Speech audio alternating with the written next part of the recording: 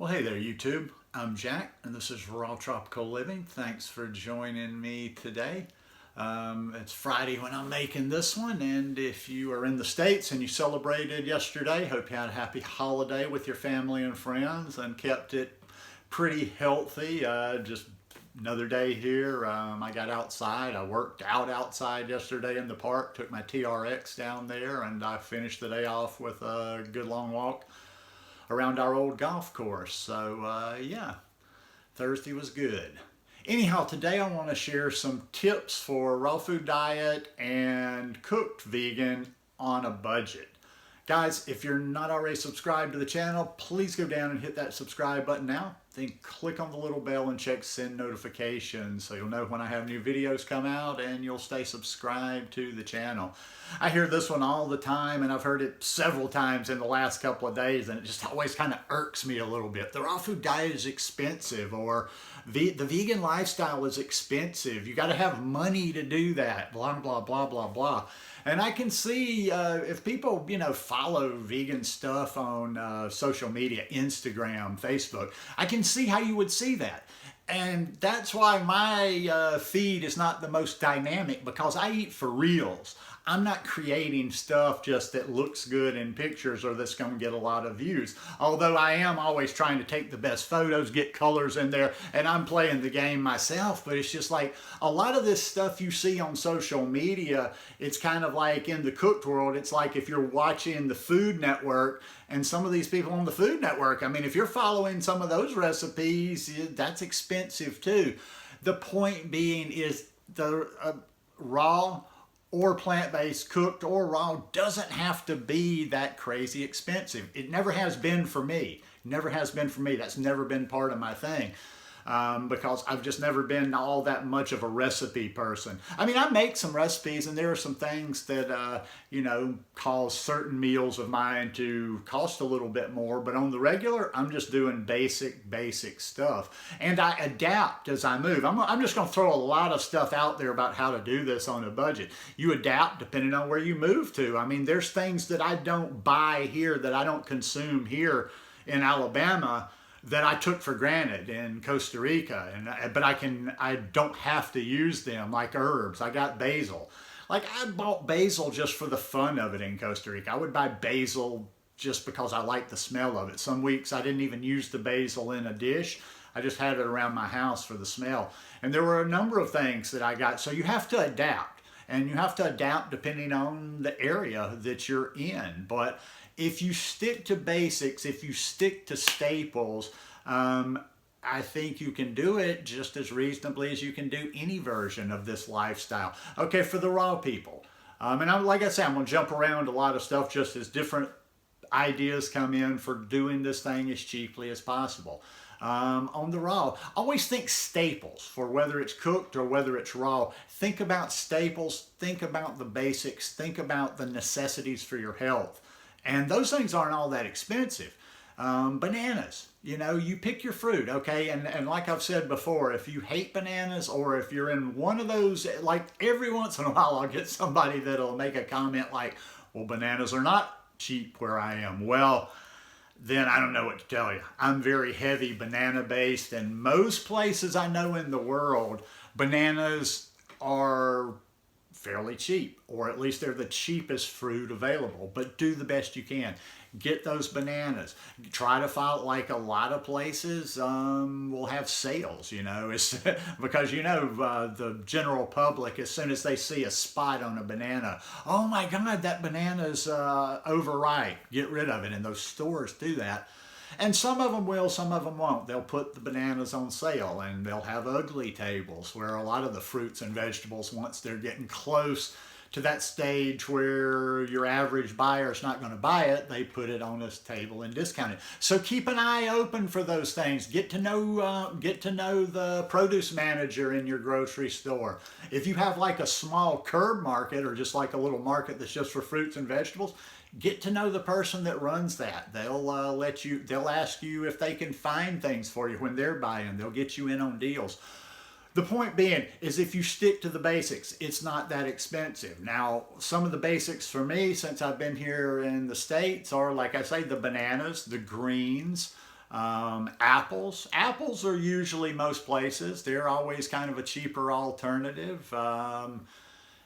Another thing too, when it comes to the raw food diet, let's talk about this one right here. Another one I get all the time, and there's also I'm going to tie this back into the money aspect of it too. But it's like when somebody asks me, I'm just like, I think that's the dumbest question in the world. Hey Jack, organic, what is your take on organic? Or if you can't get organic, what should you do? And that's just the most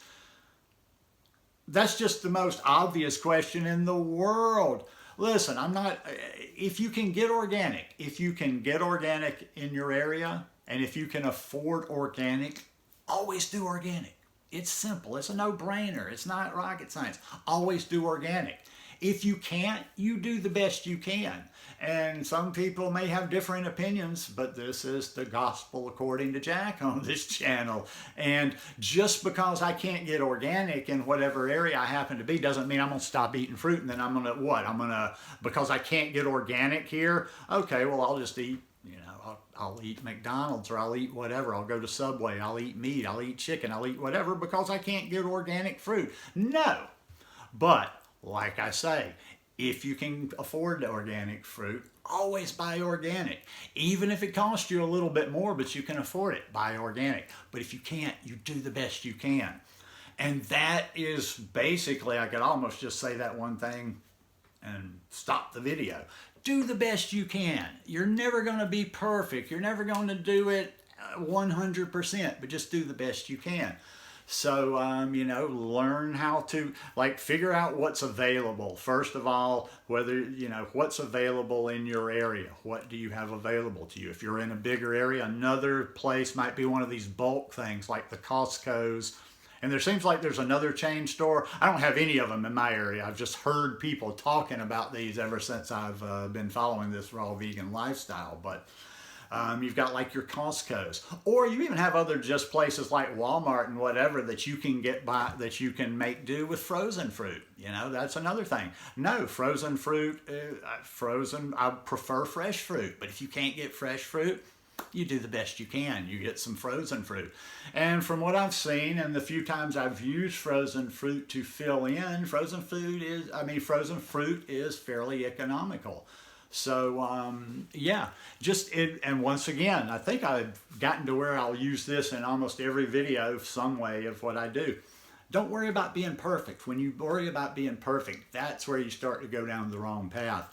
That's where you start to slip up. So with the raw, just do the best you can.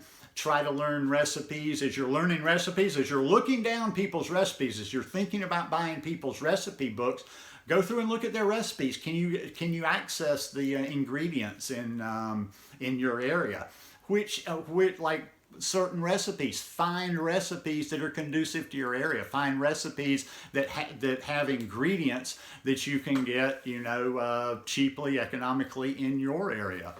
Another good one that I like in there is hemp seeds. Hemp seeds are a good thing, or a good just healthy thing for everybody, and an economical thing for everybody to include in their diet, raw or cooked.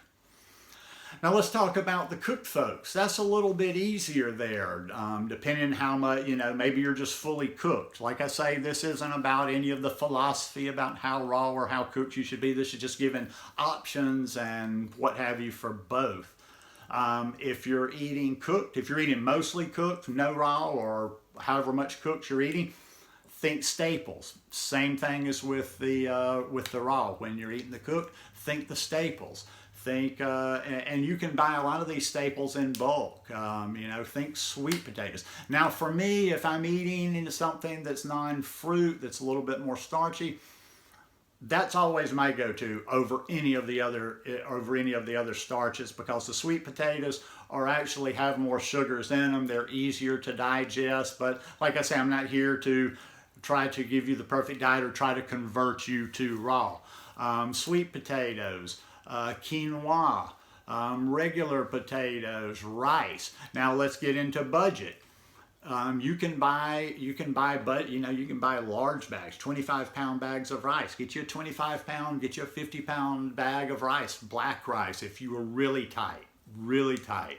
The same with beans. Beans are a good one for cooked food people that are eating. Now I'm sprouting these lentils, but you can buy 50-pound bags of lentils, and they come when you buy in bulk. Things come out to pennies a serving. So think about buying in bulk. Think about buying staples. Like I say, your potatoes, your beans, your corn, tomatoes, just anything that you can get economically like that. But also too, get your greens in there. All vegans need greens. All people eating plant-based need to be consuming greens. Read about those greens. I don't ever want you, listen, I'm not trying to impress you with my knowledge of this lifestyle. Don't ever take anything I say without checking it out. But I believe even, like I don't, the cooked people, I know it's more the raw people that talk about the greens, but Dr. Greger, he talks a lot about the power and the healing power of the greens. So make sure whatever you're doing that you're getting those greens in there along with, but if you're getting the staples like, the rice, the potatoes, the beans, the lentils, and then the greens with that, it's not that expensive. Once again, now when we're talking about the cooked side of things, where the expense comes in is all this stuff that people are buying in the store. Like I'm in some just regular vegan groups, and they're always talking about ice cream, and they buy these little things of Ben and Jerry's and that shit for like, I don't know, $5 or $6 for a pint, and I'm laughing. I'm laughing because I make my stuff.